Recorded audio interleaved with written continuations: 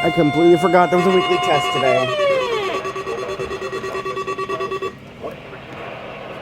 Receiving signal was a test of the state's public warning system.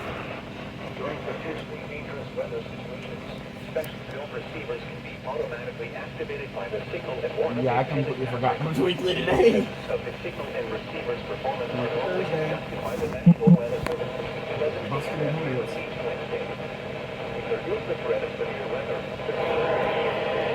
available good weather banding reception of this broadcast, and especially the warning alarm, will vary at any given location.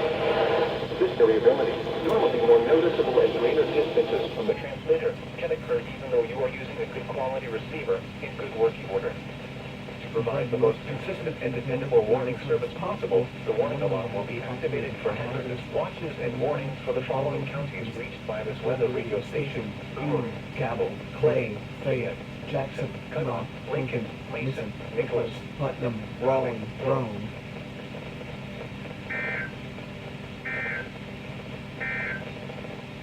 Report severe weather to the National Weather Service by calling toll-free 800-401-9535 when you can do so safely.